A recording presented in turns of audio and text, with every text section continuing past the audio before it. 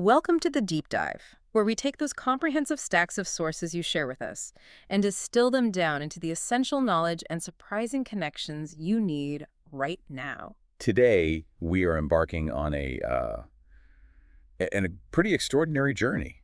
It's both strategic and historical. We're looking at the life and really the worldview of a key figure whose career spanned 7 presidencies. And we're using his memoir as a kind of telescope to view over a third of U.S. history. It's an incredible sweep of time. You're talking about from the depths of the Great Depression, the civil rights struggle. Right through the Cold War, Vietnam, and then into the conflicts that have really defined the modern age of global terrorism. And it's so much more than just a biography. You can read it that way, but it's really a sustained study in strategic longevity. Longevity under what feels like perpetual crisis. Exactly. And the philosophical core of all the sources we looked at, it just keeps drawing us back to this one single question. How does a leader operate? I mean, how do they successfully prosecute policy when they're faced with this fundamental and often terrifying uncertainty? The memoir itself is titled Known and Unknown. That really signals this focus right from the cover, doesn't it? This whole idea of the limits of what we can know. It's the perfect title. It's the hook. Because we so often think of strategy as, having all the answers, being certain. Right, having the plan. But this worldview, it starts from the opposite place. Not from certainty, but from a really profound sense of humility. We can even trace this back to, it goes back to ancient Greece, doesn't it? The line attributed to Socrates. The famous, I neither know nor think that I know. And that's not just him being modest. It's presented in the sources as a necessary strategic foundation. It absolutely is. Because think about it. If you believe your knowledge is complete, if you think you have it all figured out, you're blind. You've eliminated the very possibility of even recognizing a new threat, something that doesn't fit your model. Precisely. And if we take that ancient wisdom and, apply it to modern conflict, we immediately run into the problem of surprise. Strategic surprise. Yeah. One of the most critical analytical pieces on this, on strategic failure, comes from the economist and military theorist Thomas Schelling. Who studied Pearl Harbor. He did.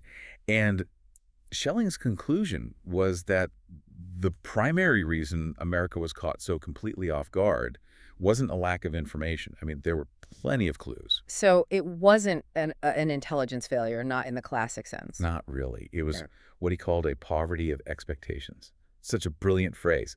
They were so locked into what they thought Japan would do, what was logical from their perspective. That they couldn't even conceive of what Japan could do or would do. Yes. The danger, then, isn't ignorance. It's rigid foresight. It's expecting the familiar, the enemy you've already planned for. And this idea of unavoidable surprise, it goes back even further. We see it with the German military theorist Karl von Clausewitz. Of course, Clausewitz and the Fog of War. He wrote so much about this, emphasizing that incomplete or just plain faulty, intelligence is an inescapable condition of conflict. It's not an aberration. It's the norm. Yeah. So for him, surprise isn't a failure of intelligence. It's an inherent, unavoidable characteristic of war itself. You can't plan it away. So if we take all of that together, the central strategic mandate that comes out of this history, it's not to try and eliminate surprise. Which is impossible anyway. Right. The real goal is to build systems, forces, and maybe even a national mindset that's agile enough to absorb and adapt to the shock. The shock of the unanticipated foe. Yeah. Attacking in truly unimagined ways. If your military-industrial complex is designed solely to fight the last war, it's fundamentally useless for the next one. And the entire history we're discussing today, this whole career spanning decades, it's really a quest to build that adaptable structure. And the sweep of this personal history is just immense. We are following a single thread through the rise of American suburban life, the existential threat of the Cold War. The agonizing failures in Vietnam, the complete transformation of civil rights at home. And then the incredibly complex challenge of terror and global ideology. And it's all viewed through the eyes of a man who served at the highest levels across multiple generations of these conflicts. It really is something. So let's start at the beginning. Let's root this incredibly long strategic career in what was an incredibly bleak American moment. Okay, so the subject was born on July 9, 1932, and the sources immediately frame this day as historically significant. Yeah, they make a big point of this. It wasn't just any day. It was the precise day the Dow Jones Industrial Average closed at 41.22. 41, that's That's the lowest point recorded during the entire Great Depression. The absolute bottom. I mean, what an entry point into life. It's characterized right from birth by economic collapse and this pervasive national anxiety. It really establishes this environment of scarcity, doesn't it? And the necessity of, well, of strategic survival, even on a personal level. And the backdrop for this was Chicago, a city that was notorious for its raw, rough-and-tumble political and social culture. We're talking about the era of Al Capone, the lingering shadow of the Black Sox scandal. And a political machine so legendary that, as the sources rightly note, the denizens of its cemeteries were known for voting early and often. So he grew up in a place where success wasn't about privilege. It was earned through sheer hustle and determination. But the family made a very distinct, a very strategic move away from the city center. Mhm. They relocated first to Evanston, and then they settled in Winnetka. And the reason was specific, wasn't it? To be inside the New Trier High School district. Yes, and this was more than just, looking for a nicer neighborhood or better scenery. It was a strategy. Absolutely. This was an investment thesis put into practice by his father. His father had this strong, defining belief that the quality of schools correlates directly and predictably with rising property values. That's fascinating. So it was a two-pronged investment. Completely. By prioritizing access to excellent public education, they were strategically investing in both the children's human capital and the family's long-term financial stability. And remember, this is during an incredibly precarious economic time. So that kind of strategic thinking, long-term planning, despite the current hardship, it was just baked into his earliest environment. And within that environment, you also had this interesting intergenerational dynamic. The family shared a house with his paternal grandmother and his great-grandmother. And they often spoke German, right? They did. So you have this blended heritage, this new suburban American ambition, layered right on top of these deep European immigrant roots. It must have provided a really unique cultural lens. It also grounded his childhood in a constant awareness of global conflict. He's growing up during World War II. Right, and the sources highlight these tangible symbols of that era. Things like V-mail. Those thin, translucent sheets of onion skin paper letters. Exactly. And the visible marks of censorship. Families were deliberately kept in the dark about exact troop movements. The source mentions his father's letters just said he was safe, but there was an intentional blank space where vital information had been cut out by the censors. Wow, the symbolism of that is just so quiet, but so potent. And it was everywhere. Every neighborhood had flags in the windows. A small flag with a blue star meant someone in that house was actively serving. But if that flag was replaced with gold star... It was the neighborhood's silent acknowledgement of a death. Imagine the constant low-level anxiety that defines a community, growing up under that sort of profound shared sacrifice. That kind of immersion in duty and, frankly, existential risk really defined his trajectory to college. It did. And although he was a talented athlete, he considered wrestling scholarships from Big Ten universities. Yeah. He was encouraged to aim for Princeton. A place he initially saw as what, exclusively for the wealthy or connected? That was his perception. Yeah, it Yeah. felt out of reach. So how did a student from a relatively modest background navigate the financial hurdles of the Ivy League in the early 1950s? Well, it was a choice driven by necessity. Princeton offered a scholarship that covered his tuition and fees, but all the ancillary costs, books, room and board, travel, those were still substantial. And the family couldn't just cover that. No. So to cover those remaining expenses, he accepted a naval ROTC program. And that solved the problem. Pretty much. It covered nearly all the remaining costs and even provided a small monthly stipend of $50. But the trade-off was a mandatory minimum of 3 years of active service after he was commissioned. So that practical decision not only secured his education, but also defined the entire first stage of his career. And it immediately exposed him to the wider world. In 1952, after Navy training aboard the USS Wisconsin, he toured Europe. And this is 7 years after World War II ended. Right. But he was struck by how visible the lingering impact of the war still was. Massive bombed-out areas were still unrepaired, and even in Britain, he witnessed the continuation of rationing. It must be a critical moment for an aspiring American leader to witness. For most Americans, the war was conceptually finished. But for the Europeans, it was an ongoing reality of rebuilding and scarcity. And I think that firsthand observation of devastation must have cemented a perspective that global conflicts have these profoundly long physical and economic tails. From there, he moves into naval aviation. And loved it. The sources talk about the sheer exhilaration of flying. They quote Wilbur Wright's description of the sensation as one of perfect peace, mingled with an excitement that strains every nerve to the utmost. He apparently even considered staying a naval aviator for life. He did, but the political current pulled him back, and his first foray into Washington provided an immediate and pretty amusing reality check about the supposed grandeur of public service. He visits the Senate chamber expecting these great debates. Expecting Cicero, and instead he finds only two people. There's an aged Senator Carl Hayden literally dozing off, and Senator Wayne Morse is just discussing music with someone. So the Senate of legend was a far cry from the Senate of reality. A very far cry. That initial campaign for Congress sounds like it was utterly grassroots and, frankly, comically under-resourced. Oh, it was. They had their first strategy meeting, and they're intensely discussing all these policy positions, Yeah. only for someone to finally interject with the most fundamental question. Let me guess. Won't we be needing some money? Of course. They apparently all laughed at their own political naivete and then scraped together a massive $400 for the campaign kitty. $400. That detail just underscores how much political fundraising has changed. It really does.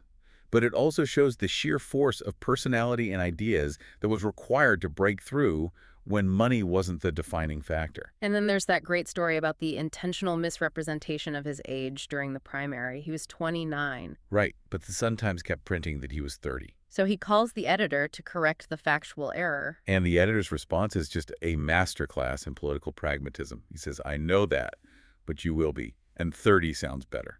Amazing. It's an early, visceral lesson that the media image is often completely divorced from biographical fact. And that the public sometimes cares more about what age signals competence, maturity, than strict veracity. But more crucially, his early political career was immediately defined by this internal GOP friction. He earned some powerful enemies right out of the gate, didn't he? By supporting Gerald Ford against one of the powerful old bulls in a leadership contest. That's right. That was Les Aarons, the second-ranking Republican in the House. And by siding with Ford, he earned Aarons's immediate enmity. And Aarons controlled the committee assignments for Illinois representatives? Exactly. So that early fight cost him dearly. It immediately blocked him from his desired posts on foreign affairs or armed services. Which forced him into less conventional but maybe ultimately more formative areas of policy. It just shows that political careers are so often shaped not by the doors you choose to open, but by the ones that are slammed shut in your face. His congressional career begins right in the shadow of the Cuban Missile Crisis, which, temporarily boosted President Kennedy's popularity. But then it immediately shifts to the increasingly disastrous quagmire of the Vietnam War. And his skepticism about the war was almost immediately apparent. He recalled a fellow congressman, John Young of Texas, asking this really fundamental question. Yeah, it's a great question. He asked, given all the American power, the tonnage of bombs being dropped, the massive manpower, the billions of dollars being spent, why hadn't the Viet Cong simply quit? That question really encapsulates that poverty of expectations we were talking about earlier, but at the highest level, it's a failure to understand the enemy's will, their ideological commitment. It is. And the subject observed President Johnson's reaction to this growing war criticism. He noted that LBJ began to profoundly personalize the war. What does that mean exactly? He started treating the growing dissent not as a necessary systematic critique of strategy, but as a direct personal assault on his own integrity and reputation. He reflected later that that assessment might have been a bit harsh at the time, given the global stakes. I mean, the Soviets were testing American resolve everywhere. True. But the overwhelming impression that he had was that LBJ saw Vietnam not as our country's problem, but as his personal failure. And that kind of personalized leadership often prevents objective strategic reassessment. You can't change course if you see any change as an admission of personal defeat. Precisely. And this systemic skepticism of his led to a practical challenge to the reliance on the draft. Right. He proposed a non-binding resolution. A resolution stating that the draft should be enforced only when necessary to ensure the security of this nation. And he was convinced that an all-volunteer military system, even during the Vietnam era, would have resulted in significantly less violence and protest across the country. Which is a massive claim. It is. Why did he believe that? Why would a volunteer system have lessened the societal turmoil surrounding Vietnam? Well, it really boils down to the concept of public buy-in and ownership. A volunteer force, by its very definition, is made up of people who accept the risk. Whereas a draft forces unwilling individuals into a distant, complex conflict. Which immediately creates intense resentment. And not just among the draftees, but among their families, their friends, their entire communities. So by removing that coercive element, he argued the U.S. might have maintained a better equilibrium between its military commitment abroad and its domestic support at home. Exactly, reducing the extreme friction points that really fueled the protest movement. Now, moving to the domestic sphere, the sources highlight civil rights as a core personal priority for him. And this was despite the fact that his Illinois district had low minority representation. So there was low constituent interest in the issue. He wasn't doing it for votes. No. He saw the sharp edge of racial tension firsthand. He recalled the searing childhood memory from North Carolina where he saw black and white students confronting each other, armed with broken glass bottles during his father's posting there. Wow. And that early exposure provided the moral imperative. And this commitment informed a very interesting political maneuver of his support for the civil rights activist James Farmer. One of the original Freedom Rides organizers. That's him. And he supported him to seek a congressional seat as a Republican. That seems really counterintuitive, especially in the 1960s. The Republican Party was increasingly losing its grip on African-American voters. So what was the strategic goal there? The goal was to strategically revive the party's historical ties with minority communities, a relationship that had been significantly eroded since the New Deal era. But it was risky. Incredibly risky. Some of his GOP colleagues were strongly opposed.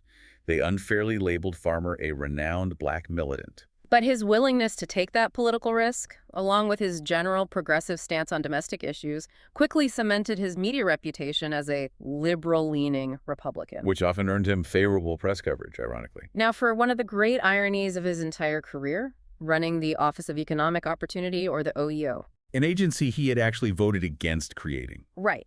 He felt anti-poverty programs should be housed within existing cabinet departments, like HHS or labor.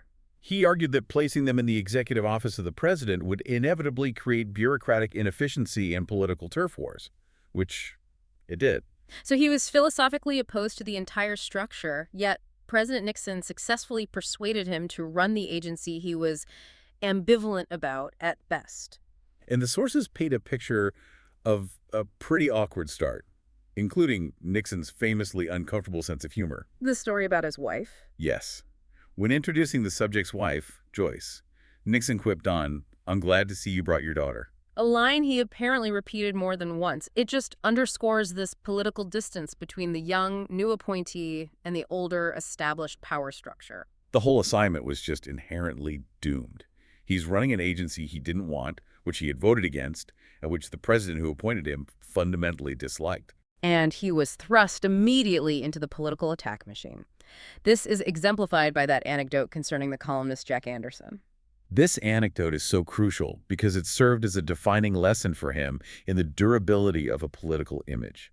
Anderson ran a column that falsely claimed he'd installed a private bathroom, a bedroom, and expensive lamps in his office. Right, painting him as a stereotypical fat cat Republican, wasting taxpayer money on luxuries. And the reality. The reality, as he stated, was that the story was entirely untrue.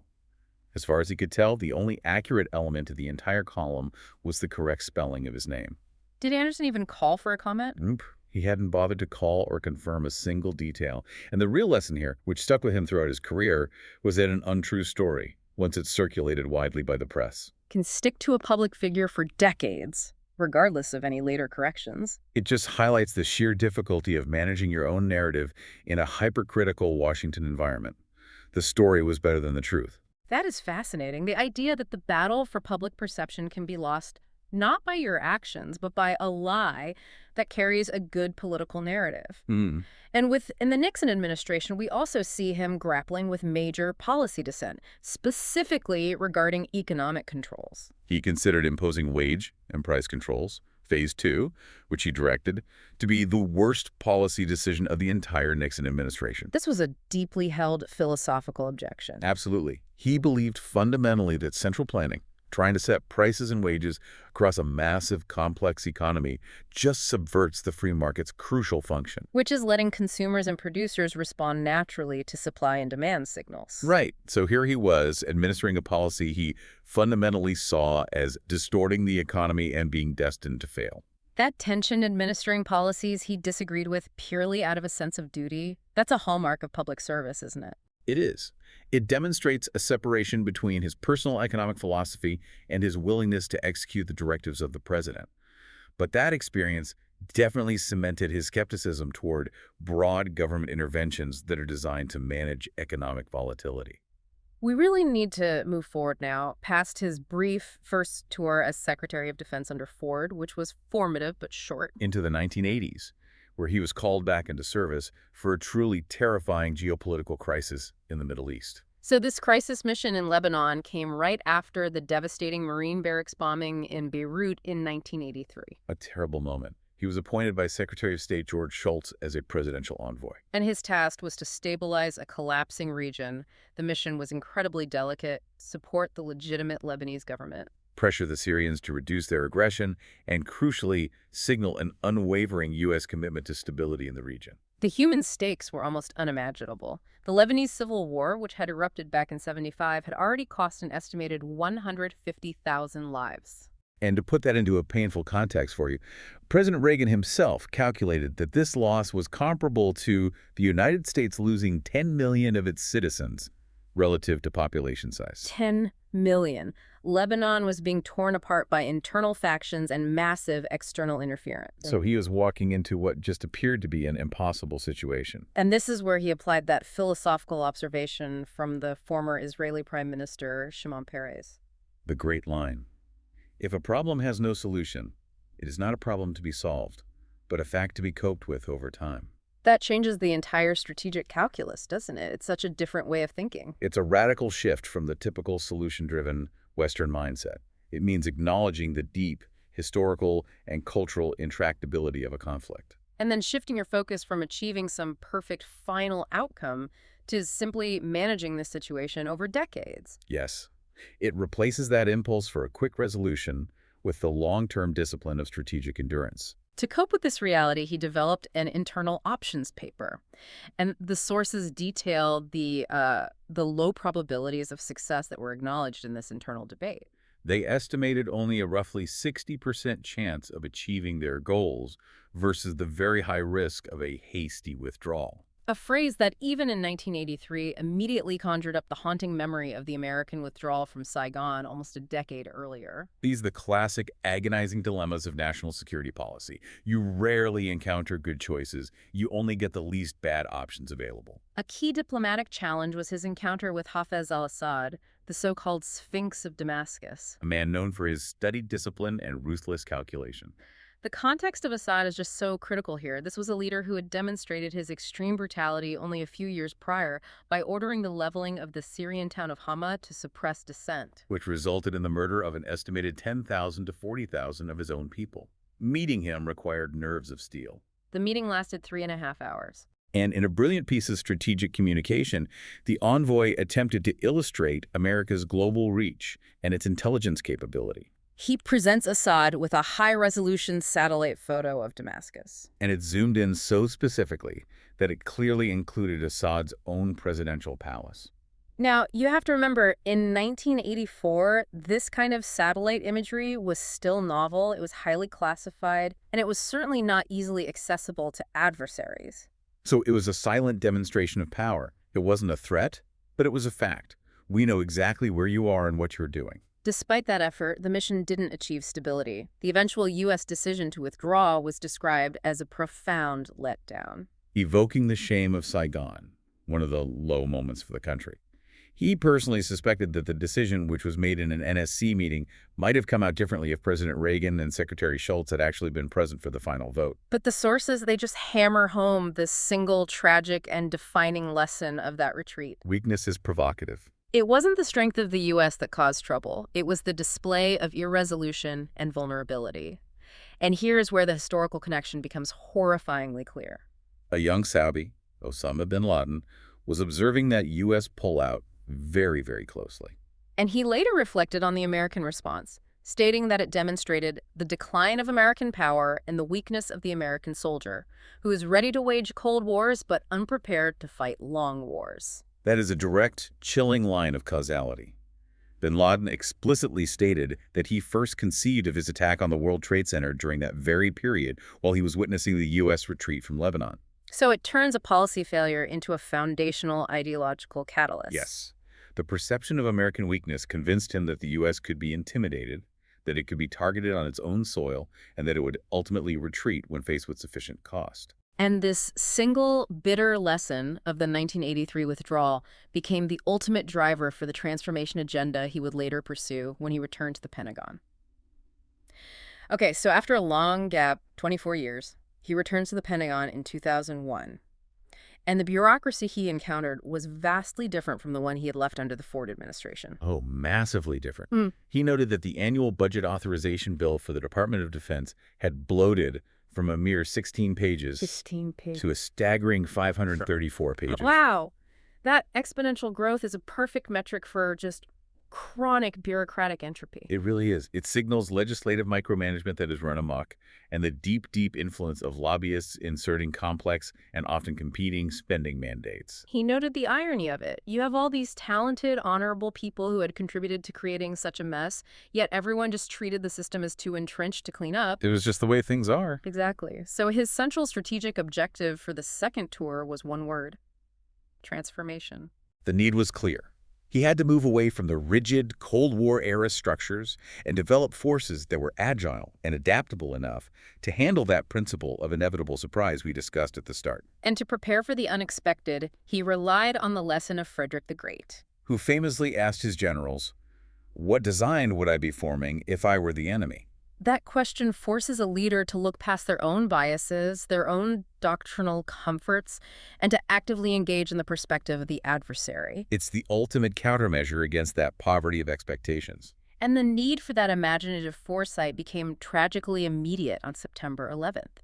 He was physically present in the Pentagon that morning. The sources give this visceral account of his rapid movement along the E-ring corridor, engulfed in heavy smoke and the smell of jet fuel before being stopped by a disoriented Air Force officer. The reflection on the what-ifs of that day is genuinely staggering, It is. The area that was hit by the plane was undergoing a multi-year renovation. which meant the walls were newly reinforced with steel, acting as a crucial barrier. And just as importantly, fewer personnel were present because of the construction. But the most profound counterfactual, the one that really makes you pause, is that if the plane had hit the unrenovated side near the river entrance, Much of the senior civilian and military leadership of the entire Department of Defense would likely have been killed. decapitating the nation's military response capability at the worst possible moment. In that instant chaos, strategy was born of necessity. He was speaking with the president on Air Force One, and he immediately ordered a partial call-up of Air Force reserves. And this was critical for maintaining the necessary round-the-clock air patrols and relieving the strain on active-duty pilots who are now operating under extreme duress. And he immediately established the intellectual context for the response to come.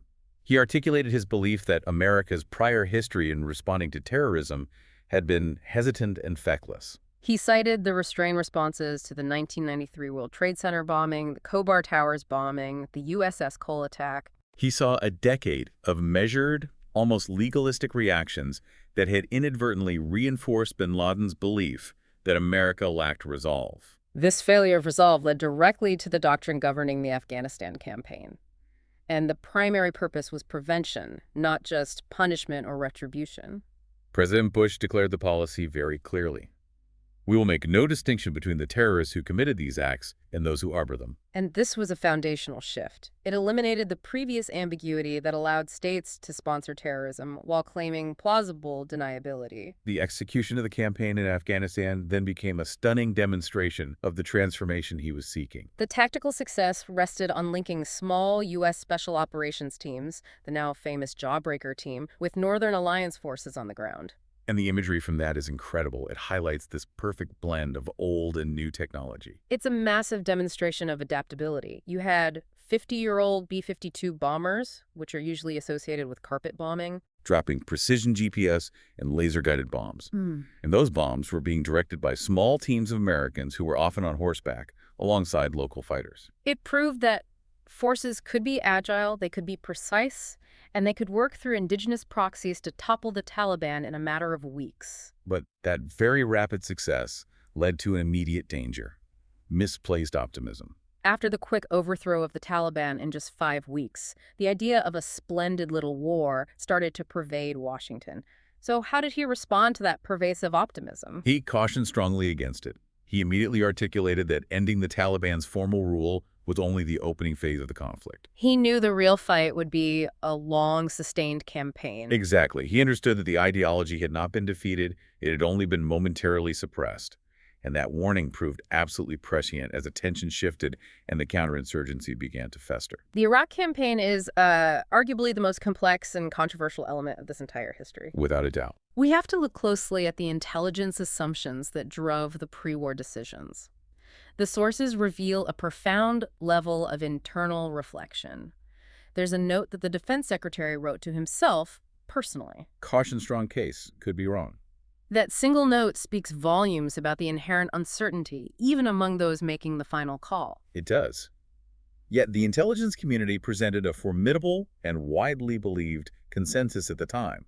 They cited several key concerns. Like the 3,200 tons of chemical weapons that were unaccounted for? Right. And strong evidence of retained nuclear experts and ongoing construction at old facilities. And then the big one.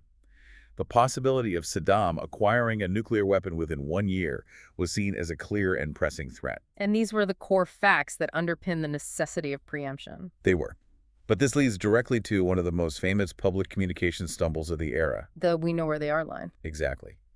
While discussing sites the CIA had designated as suspect WMD sites, he publicly stated, "We know where they are. They're in the area around Tikrit and Baghdad." That statement, which was intended to convey confidence and commitment, it just became a lightning rod. He later acknowledged that he should have used the more precise intelligence term, suspect sites.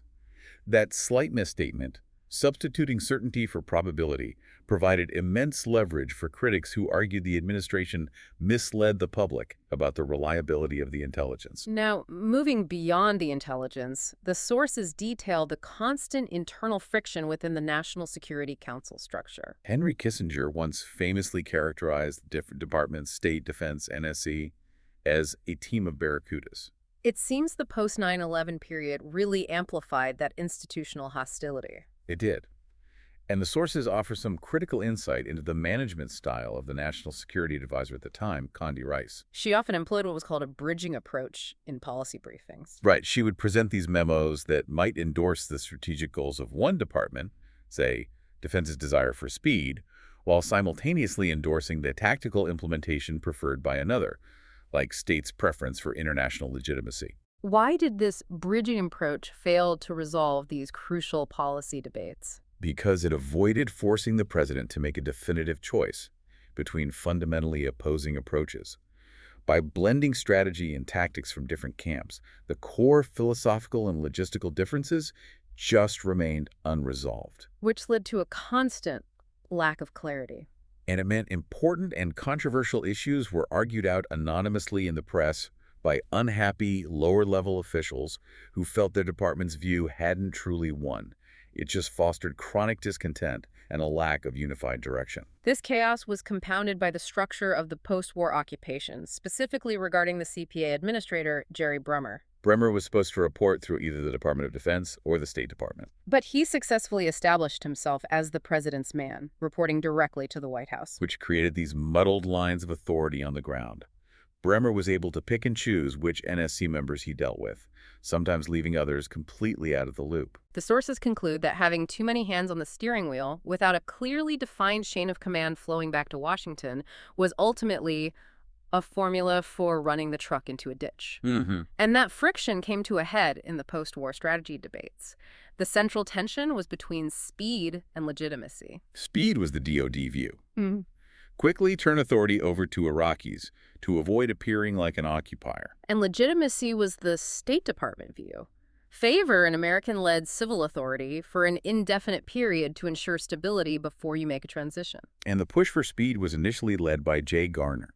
He quickly planned to appoint an Iraqi government by May 15th, barely a month after the invasion. And Bremer, who was committed to the legitimacy approach and longer-term American control, was so vehemently opposed when he heard the news that he wrote he almost drove off the George Washington Parkway in dismay. So this dispute led directly to a critical delay in ceding authority, which arguably gave the nascent insurgency time to organize and gain momentum. Another major flashpoint was the press fury over the looting in Baghdad, particularly the museum. News organizations widely claim that a vast number of historical artifacts, sometimes estimated at 170,000 items, were gone. And the press accusations were pointed. They claimed American troops just stood by while Baghdad descended into chaos. His famous and very controversial Anarchy quote was delivered in the context of defending the troops against those very specific accusations of dereliction of duty. Right. He argued he was sure as heck not going to stand up here and apologize for the men and women who took down a regime. He was frustrated that reporters seemed focused on highlighting the negative aspects of Saddam's ouster, ignoring the massive strategic accomplishment of removing a tyrannical regime.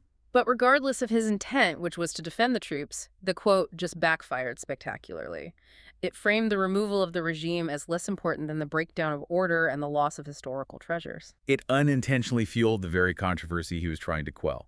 It just speaks to the extreme difficulty of communicating nuance during a crisis. Shifting to the force levels debate, which became this long-running controversy about whether the initial invasion force was adequate for the occupation. He explicitly stated that there was no conflict whatsoever among himself, General Franks, and General Myers regarding the initial troop levels for the invasion plan. So if there was no conflict internally, why did the issue become so charged in the public debate?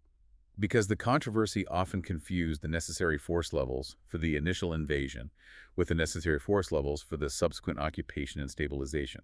They're two very different things. So the invasion force was deemed adequate for military success. But the requirements changed drastically as the insurgency grew. The sources confirmed the later surge, which began in 2007, was critical and did necessitate a permanent increase in the size of the Army and Marine Corps to sustain that kind of counterinsurgency effort. We have to turn now to what he termed lawfare, the dramatic judicialization of war. To prepare for the legal status of captured terrorists post 9/11, President Bush appointed the Secretary of Defense as the detention authority. And he based that order on Franklin Roosevelt's WWII, precedent for holding enemies. But this decision was immediately challenged by the courts. And we see this powerful legal resistance come to a head in the Supreme Court case of Hamdan v. Rumsfeld. This was an unprecedented willingness by the judiciary to reverse a president's wartime detention judgments. It effectively extended constitutional rights, which are traditionally reserved for citizens or conventional military enemies, to unconventional combatants. And the result was pretty shocking. He became the first Secretary of Defense in history to lose a case in the Supreme Court to a terrorist. This raises a fundamental question about the balance of power during wartime. It fundamentally reshaped the executive's authority to detain and interrogate. The court argued that Congress, not the president, must set the rules for military commissions. And this legal activism wasn't just limited to the U.S. There was that contentious confrontation with Belgium over its expansive war crimes law. What was the specific threat posed by that Belgian law? The law granted Belgian courts universal jurisdiction over alleged atrocities. That means they could prosecute crimes committed anywhere in the world, regardless of whether the victim or perpetrator was Belgian. And he forcefully argued that this law was not being used to target dictators, but would inevitably be weaponized to target U.S. military and intelligence personnel who were transiting through Belgium. So it was a way of harassing and interfering with NATO forces. Yes. And given that Brussels is the home of NATO headquarters, this posed a direct threat to American sovereignty and the operational capability of the alliance. So the confrontation was viewed not as a simple legal spat, but as an interference with military readiness and national security prerogative. And this entire trend, both domestic and international, it leads to the core takeaway for you as a listener. It's the idea that terrorists, who intentionally violate nearly every traditional law of armed conflict, are now often afforded more rights and access to U.S. courts than traditional military enemies had throughout history. Which represents a profound and arguably irreversible erosion of executive wartime authority. And this circles back directly to that warning given decades earlier by Bryce Harlow. Resolve that when you leave the White House, you leave it with the same authorities it had when you came. And the constant pressure of lawfare is to reduce that executive authority, demanding constant strategic vigilance from every incoming administration. So as we conclude this deep dive, we return to that essential philosophical challenge we started with, the nature of strategic risk. Making strategy with imperfect knowledge. It requires acknowledging both known unknowns and unknown unknowns. Let's elaborate on that distinction for a moment. The known unknowns. Those are the questions we know we can't answer. Like how many fighters an adversary has mobilized, or precisely when an action will be taken. They are variables we recognize and try to model for. The unknown unknowns, however. Those are the threats we haven't even conceived of yet. They're the true strategic surprises. The invention of a new technology by an adversary, a sudden political collapse in a key ally. Or a paradigm-shifting attack like 9/11. Strategy has to be flexible enough to handle both. A key observation from the sources is that a common mistake in war planning is creating this picture of the battlefield based on a static view of the enemy. Failing to recognize that the enemy has a brain and will react and change his strategy. The ability to adapt is survival. And this links directly to the subject's conclusion that the conflict faced post 9/11 was fundamentally ideological. It was radical Islamism, and it was global in reach. This wasn't a fight against a nation-state that could be defeated by seizing territory. It was a battle against a dangerous expansionist idea. The necessity, therefore, was strategic preemption, going on the offensive to keep the radicals off balance, but also winning the ideological fight. Which is the much harder part. Oh, much harder. Yeah. And that fight requires mobilizing moderate Muslims to defend their own religion against those who seek to hijack it for violent ends. He drew a lesson directly from the Soviet collapse, didn't he? He did. Ideologies are not defeated solely by military force. They're defeated through long-term effort and the steady support of internal opposition who can demonstrate the certain futility of the radical dream. So the fantasy of a new caliphate can only be deflated by ensuring that terrorist blackmail never ever succeeds in driving the U.S. or its allies out of the region. It is a powerful, long-term strategic outlook. But the memoir concludes not with policy prescriptions, but with this deeply personal, reflective thought that links this complex history of conflict back to the enduring strength and, really, the youth of the nation. He reflects on his home in Taos, New Mexico, which is situated near the Taos Pueblo. And the Taos Pueblo is one of the oldest continuously inhabited communities in North America. And its existence serves as this silent, humbling reminder of just how young the United States truly is. We are a nation whose complexity and struggles only began centuries after that community was founded. By contrasting the complexity and difficulty of modern American history, the civil rights struggle, the global wars, the bureaucratic messes, with the ancient, enduring presence of the Pueblo, he senses what the vast land truly represents. That despite all the challenges, despite the failures and the successes, he sees the potential for promise, possibility, and renewal. It's a reminder that even after decades spent grappling with the worst catastrophes, the strategic view must always remain fixed on the long-term potential for national strength and resilience. A final thought for you to consider this week, building on this history. If weakness is provocative, what is the single most provocative act a great power can undertake in a time of uncertainty? The answer perhaps is simply failing to articulate a clear sense of purpose. That has been the deep dive. We hope this exploration into the knowns and the unknown has provided you with a foundational understanding of strategic humility and endurance.